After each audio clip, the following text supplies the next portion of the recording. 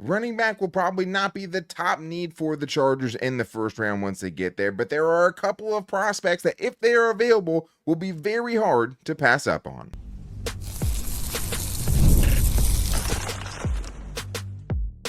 You are Locked On Chargers, your daily podcast on the Los Angeles Chargers. Part of the Locked On Podcast Network, your team every day.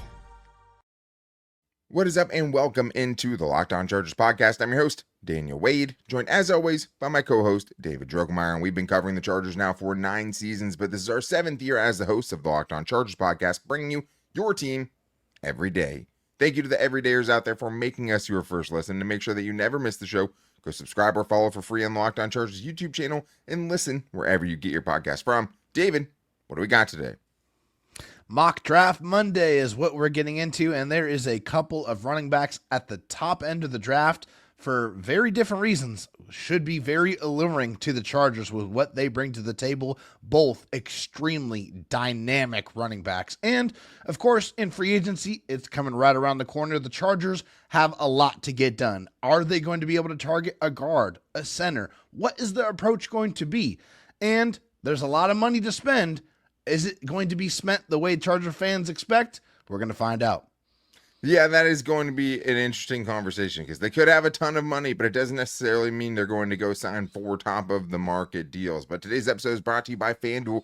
Right now, new FanDuel customers can get $150 in bonus bets if your first $5 bet wins. And David, we're officially in Mock Draft Monday season. We'll have a lot of free agency stuff this week because free agency starts next week.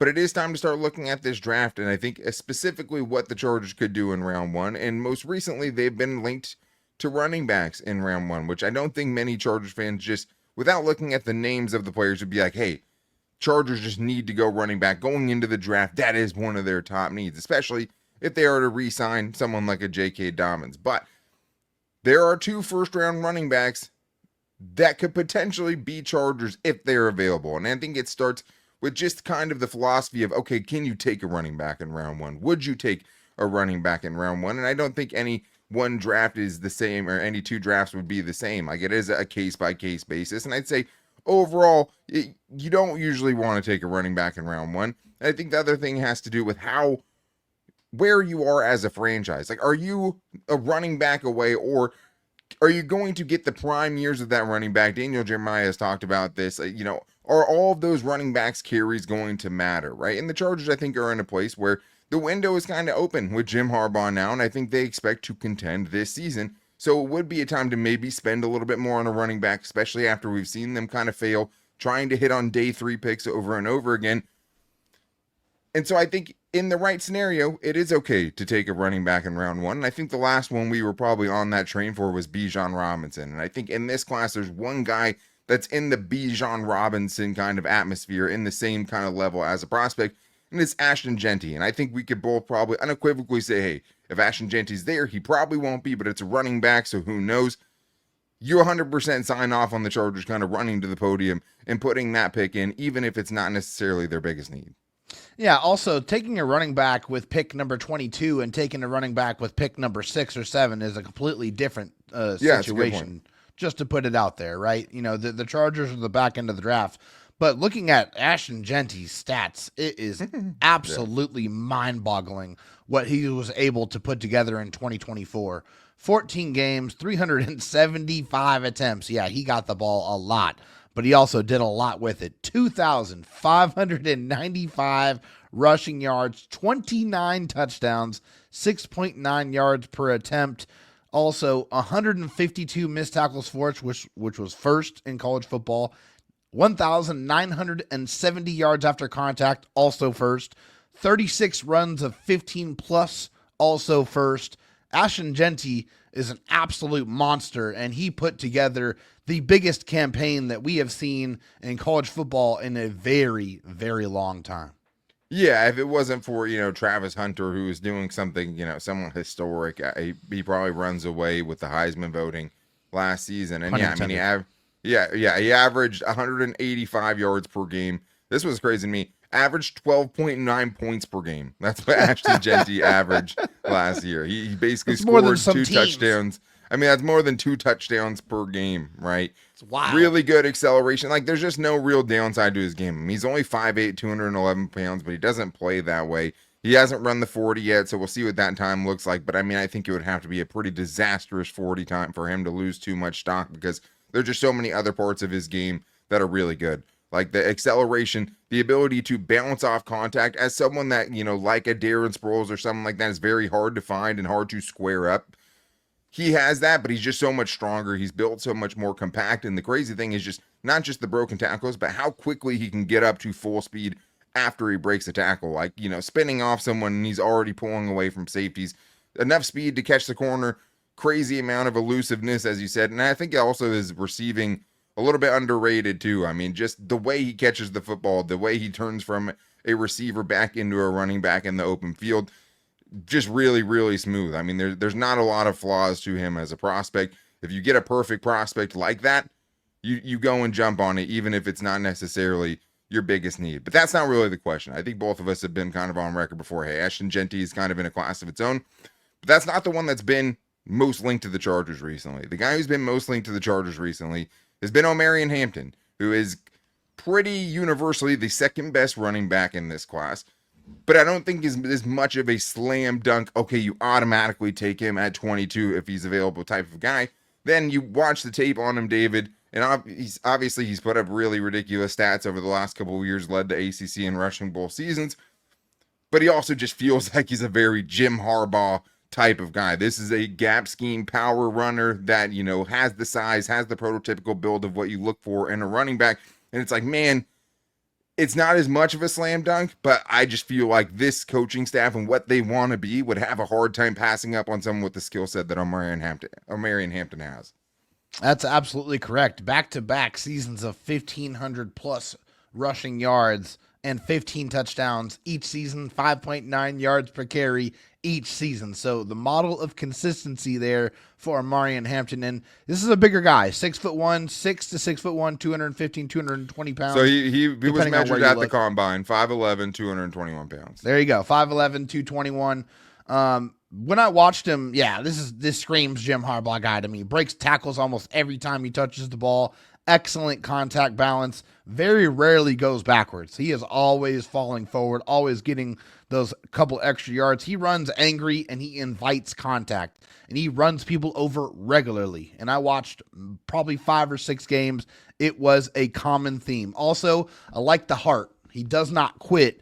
On a play where there was an interception, he chased down that individual and he made that tackle. And I think that shows touchdown saving tackle. Yes, yeah. A touchdown saving tackle, which kind of shows me what he has inside when he's not, running the rock. He's still going out there and fighting for his team. Also, I felt like he had really soft hands. He was a natural pass catcher in the flats. It just seemed like everything was very easy for him. He's definitely better as a north-south runner. And he is a quality and willing pass protector. All the things that you kind of like to see, but that physical bruising nature is why I feel like a lot of the experts and a lot of Charger fans find it very easy to find the connection between Jim Harbaugh and Omarion Hampton. Yeah, absolutely. And both of these guys, you're getting pure, 3 down backs. Like neither of these guys has to leave the field at all. But 38 catches, 373 yards, averaging about 10 yards per catch. A first down every time he got the ball pretty much. But what about, the RAS score he just put out? If it wasn't kind of a buzz around him, the hype is there now. 9.93 RAS score, which compared to 1,909 running backs ranked 14th. Ran a 4.47 40. That speed will check out. 38-inch vertical, 91st percentile. Over 10-foot broad jump, 98th percentile there. The explosiveness matches what you see on tape, which is, hey, this guy can get you the tough yards, but if there is a seam there, he is very explosive through it. And so it was nice to see that kind of explosiveness kind of check out with the testing and things like that. Breaks a lot of tackles. I'm not sure if the elusiveness is special, right? It's not Ashton Jeanty necessarily, right. But like even when he's in the open field, he's so strong that it's hard to square him up and bring him down to the ground. Not a consensus first rounder by everyone. Dane Brugler has him 40th overall, but guys like Daniel Jeremiah, Mel Kiper Jr. both have him at 19th. So it doesn't feel like it would be a reach there.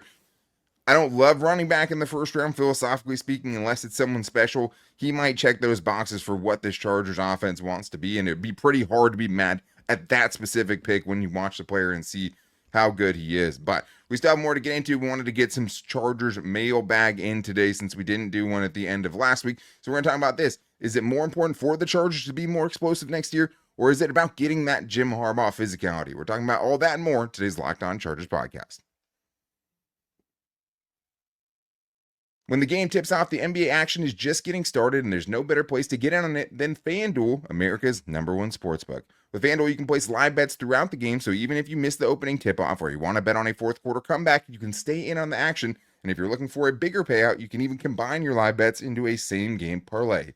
I love using FanDuel's live betting feature because when every moment needs to be exciting, it always is with FanDuel, whether I'm backing my team for a late-game rally or picking a player to hit a clutch three. Also, one of the things that's great is building your own parlay. With the parlay builder, especially right now with the NBA, you can just click, hey, this 15 plus points, 20 plus points, and go through the league and find which players you think are going to do that and build your own parlay that way. And it's that simple. And right now, new FanDuel customers can get $150 in bonus bets if your first $5 bet wins. Just visit FanDuel.com to join today. That's FanDuel.com for your shot at $150 in bonus bets. Make every moment more with FanDuel, the official sports betting partner of the NBA.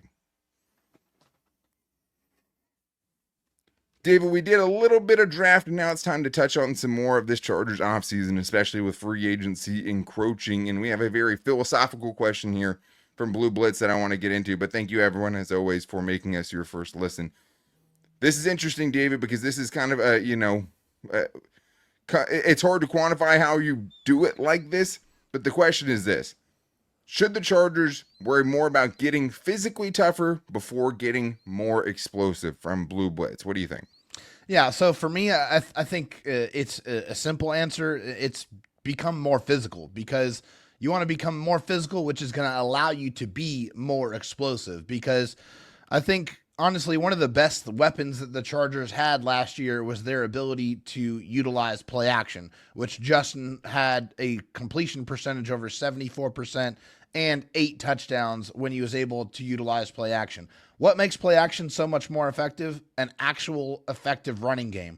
Also, the Chargers had a really hard time staying in a lot of games with some of the better offenses, the better teams in the National Football League. What allows you to stay competitive with those teams? What allows you to hold on to the football when you're in those games against those teams? It's the ability to run the ball. So getting guys that can be more physically overwhelming and be able to open up those holes and be able to provide that physicality that Jim Harbaugh wants to play the game with is going to allow them to play better against those better teams and also, be more physical, which will in turn allow you to be more explosive as well. Yeah, I don't think it has to be kind of mutually exclusive to one or the other, obviously, but I understand the sentiment. You have to get physically tougher if you want to play the Jim Harbaugh style of football, but I do think that you can't also kind of, I think there's a far gap between where they are right now, physicality, toughness-wise, to where they would need to be the team that's just going to come in and grind you down every single week and just batter you in that way from what we saw last year. And they were pretty far away from that. We always said, hey, we all still want to see Justin Herbert and what he looks like when he has a good running game, but they weren't consistently able to do that last year. And that lack of a running game was a sign that they weren't able to physically dominate teams, especially the better teams. And usually the games where the offense disappeared is because they were playing a better team and the running game totally fell off of a cliff. So I think that you can't ignore the explosiveness. Right now, it's hard for me to imagine them still methodically making their way downfield 3 to 4, 5 yards at a time. I still think they need some help to be able to get those chunk plays so that they're not trying to just have to be perfect on every series to get that first down. Because, there's just too many situations last year where they weren't physical enough. And I think they need to bridge that gap. I think that it was hard to ever be the Jim Harbaugh team with the roster they had last year. They didn't have a tough enough roster, and that I think is just going to they're going to continue to add to that. Get the guys who don't fit that bill out, bring the guys who do fit that bill in. But let's get to this next question here from Nene, who says, Jim Harbaugh focuses on dominating the trenches. Like last year, we worried about the wide receiver and other positions, but his focus will be on both lines. Do you think that he will sign a center or guard in free agency first, even though Zion Johnson might go from guard to center. What do you think? Honestly, I think regardless of what Zion does, they will probably look to add a guard and a center in free agency. I think they need to address both positions, regardless of what they do, even with Bradley Bozeman. If they want to bring him back, they still need another center on their roster, because I don't think you can really trust anybody else that they are grooming to be a center for the future, just because we haven't seen any of them do it at a high enough level. And it's an obvious place where they need to address that position. And you could argue that they need 2 new guards. And, for Zion, I mean, kudos to him for trying to switch over to try to learn to be a center. But at this point in time, in year 4, year 5 for Zion, nothing should be handed to him, because he hasn't played well enough to be able to lock down any one position. So whether he's a center or a guard, either way, they need to bring in more competition and challenge whatever position he is going to have on this roster and this offensive line. Yeah, I mean, I don't think that moving Zion to center or the conversation around it will stop them from signing a guard or a center. I mean, honestly, it probably means they're more likely to sign a guard in free agency, because they're telling you that he might not be their starting left guard in 2025. We all know the right guard with Trey Pipkins wasn't good enough either last year and could save them a chunk of money if they release him. So yeah, I mean, potentially multiple guards and things like that. I do think, though, that potentially the talk at center and Zion Johnson moving there might actually, reading between the lines, be a reflection of how they feel about this center free agency class, which might not be great. And also them maybe not feeling great about the draft class. I mean, they have talked about, hey, maybe there are a couple guys that don't play center right now that we kind of see as centers. But it's hard to imagine, going into the draft and saying, I have to find 2 starters in this draft right now. That just seems like it'll be asking too much. Yeah. It has to get addressed in free agency to not pigeonhole themselves and in making moves and potentially taking not the best player available at these picks they're going to have. But let's get to this next one here from Just Sue Light, who says, a veteran center with a rookie guard or a rookie center with a veteran guard. What is the preference? What do you think, David? I mean, this is the easy one for me. I think it's definitely a veteran center with a rookie guard. That would be the best combination. Obviously, there is no Corey Lindsley's out there, no all pros that are going to hit free agency that the Chargers can throw a massive bag at. There's a couple of guys, but none of them are anywhere close to that level. But if I'm the one that's making the decision, I definitely want a veteran center that can help set the protections, that can really, make sure that rookie guard understands his assignments, so he can not think and allow his physical gifts to take over on the football field. That's what I would want if I'm the one making that choice.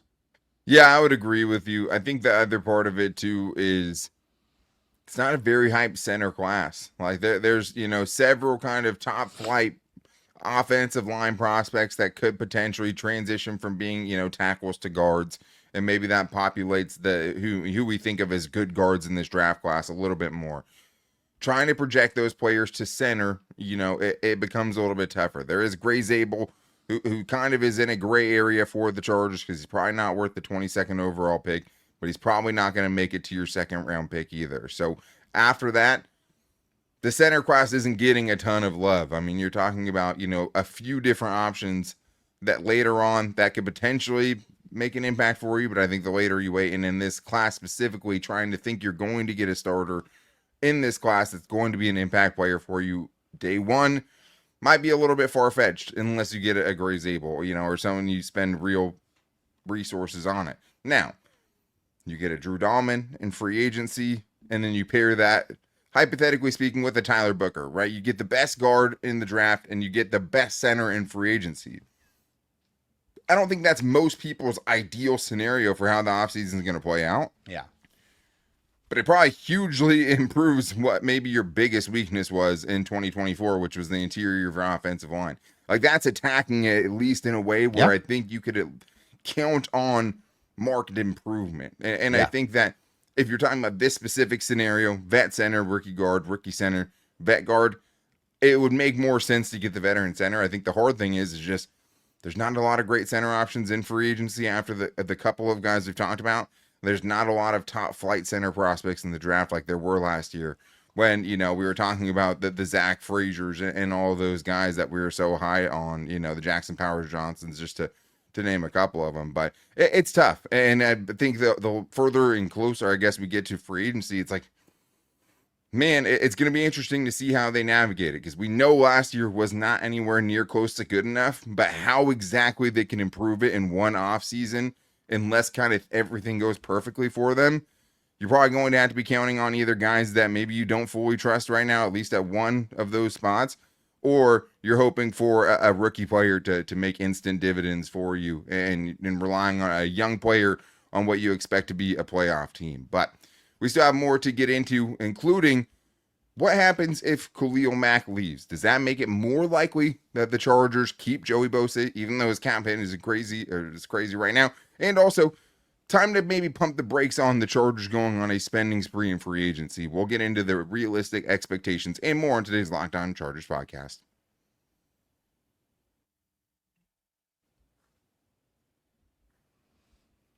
Thank you, everyone, again, for making us your first listen today. We appreciate the everydayers out there. And if you guys want to make sure you get on tomorrow's buy or sell show, because it is buy or sell Tuesday, hit us up at Locked On LAC or Instagram at Locked On Chargers, or you can comment in the YouTube comments as well. Wherever you guys can get your question or your buy or sell in, make sure to get them there. If you need a second listen, now is the time of the year. You guys want to check out the Locked On NFL Draft podcast with Damian Parson and Keith Sanchez. Now that the season is over, get the latest draft rankings, rumors, and news every day. Find on that Locked On NFL Draft on YouTube or wherever you get your podcast from.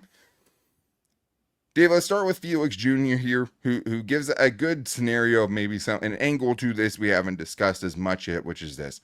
If Khalil Mack leaves in free agency, because there is a chance he's coming back, he wants to test it according to Joe Ortiz, do you think they try harder to make it work with keeping Joey Bosa, or are they willing to lose both regardless? What do you think? I think the beautiful thing right here is that the Chargers don't have to make a decision on Joey Bosa. You know, they can keep him, they can release him kind of whenever they want to. So we have to check on the roster bonuses. He might have a big roster bonus, which could play a factor in that. Maybe like the second week of free agency, somewhere around there. I'll try. But it's not immediately though when free agency starts, which I think is still a card that they can hold in their back pocket, because as you know, whatever your thoughts are on Joey Bosa and you know what his production has been on the field, having to replace both of your top two edge rushers is an incredibly ambitious undertaking for one off season. So I think if there is a situation, God forbid, where the Chargers are not able to secure a contract with Khalil Mack, I would expect them to probably figure out a way to try to keep Joey, because I just don't think that they're going to be able to replace their top two guys in the same offseason. He does have a roster bonus of $12.36 million. That might change the timeline on it a little bit, but you don't have to release him to get under the salary cap. So that is the nice thing. You do have a little bit of flexibility there. And I think they're still potentially holding the cards close to their vest in case that trade comes along. But I think just as far as the roster construction, if you were to lose both, it puts you in a hard spot, because now the edge room is just Tuli Tuipulotu and Bud Dupree. That's not a room that you look at going into the season and you feel really good about. It's just not, right? Tuli, I think you feel pretty good about stepping into a bigger role. I think last year he had a down season to some extent, just because I think the consistency was never really there, and I think he really struggled with missed tackles. But I still don't think, though, if you lose Khalil Mack, that you're going to be willing to spend $36 million on Joey Bosa. Like, I still think that there's a chance you say, hey, that $25 million we could save by releasing Joey Bosa would be better off used somewhere else to fill out the rest of the roster. And then, you know, maybe we even use that to sign another edge rusher. Maybe we prioritize edge in the defensive line at the top of the draft. I just don't know if it's, hey, Khalil Mack left, so now we're kind of in, you know, handcuffed to keeping Joey at $35 million a season. Yeah, so I did look it up. It's if he's on the roster on the third day of the 2025 league year, then he's going to get $8.36 million for a roster bonus, according to Over the Cap. So, yeah, I mean, I still think that's a really tough decision to make, Daniel. I mean, I understand $36 million for what Joey is and who he has been the last few years is a lot of money, and yeah, they might, you know, go back to the table and try to get a, you know, another, you know, just straight pay cut again, but I don't know how likely that would be, It would just have back to be to back so much. seasons. I mean, Yeah. it just, that's a situation you just don't really see. It just doesn't really happen.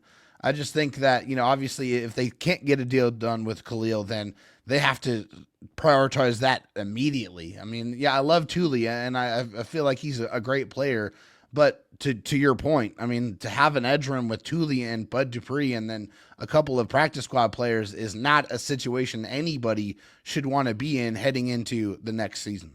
And I think it's just about trying to keep as much flexibility in round one of the draft and early in the draft as you can. And I think if you lose both those guys, yeah, you might be saving yourself some money, but you'd have to also go and sign a veteran. There's no way you're going into the draft without signing a veteran. But at what level, right?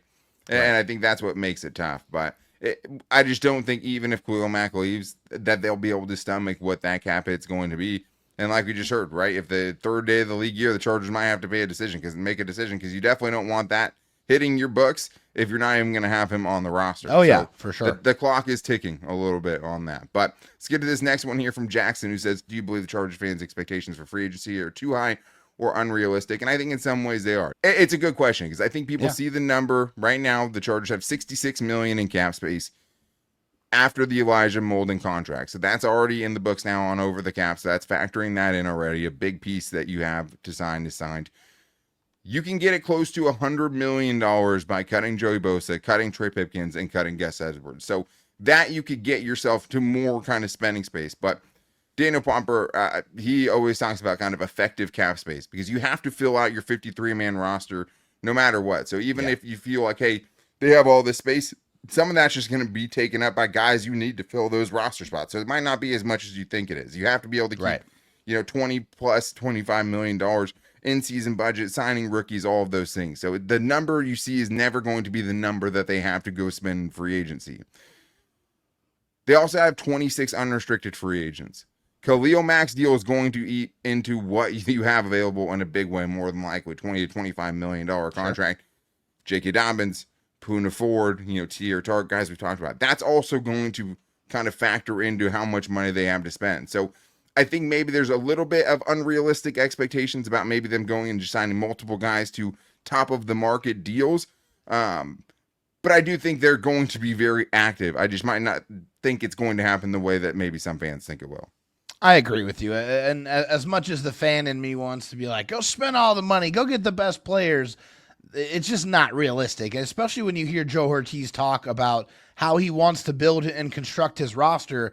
He says, hey, I want to build this thing through the draft, and I kind of want to just supplement through free agency. Grab a player here, grab a player there, but it just doesn't seem like this is a guy that's going to let the money go to his head and go spend it, really, really quickly. Just seems like he's going to make more measured decisions on how he wants to go out there and spend the cap space that the Chargers are going to have available.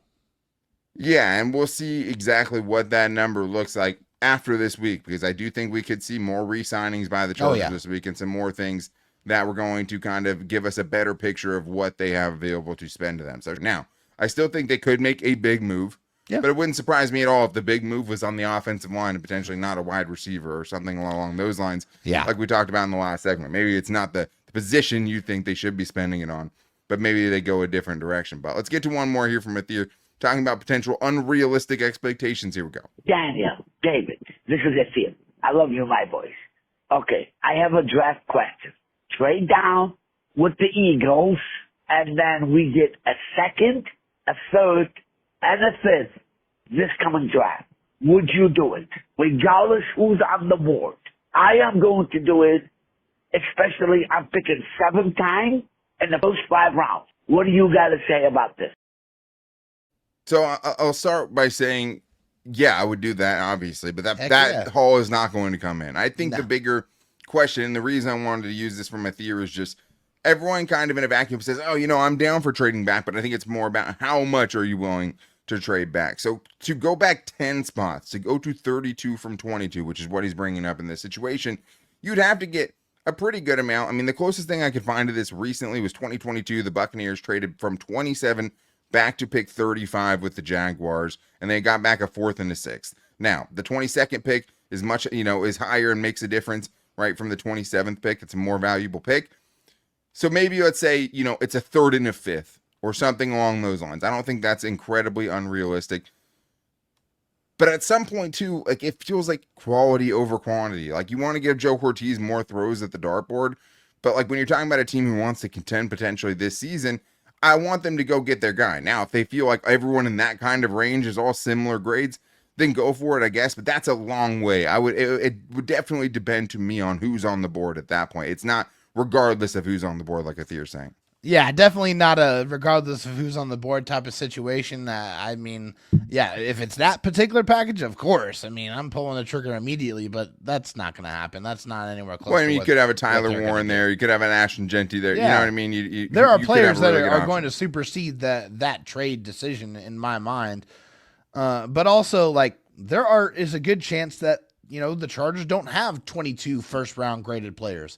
I mean, we've heard that a lot. There's a lot of teams out there that don't have that many players graded in the first round. So if that is the case and they don't have any more of those type players on their board, then yeah, I'm sure they're going to be a lot more apt to make a deal to move back. And I think this is a draft where instead of them moving up, I can conceivably see them moving back, once or twice. Obviously is something that has been in Joe Ortiz's nature, being, dating back to his days with the Baltimore Ravens. Yeah, I could absolutely see them trading back 10 spots. Nah. That might be a little tough. So I think, trading up, hey, if there is only 14 guys you have with first round grades on you and one of them slides to 18, 19, maybe you do go try to do them because there's not going to be a first round graded guy left when you get there at 22. We'll see how it all plays out. I could definitely see a trading back 10 spots.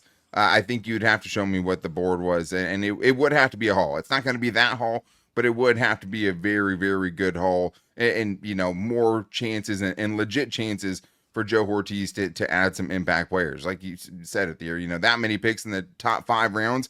I mean, we know what Joe Ortiz can do with guys picked in the first 5 rounds, and last year was 4 impact starters and money.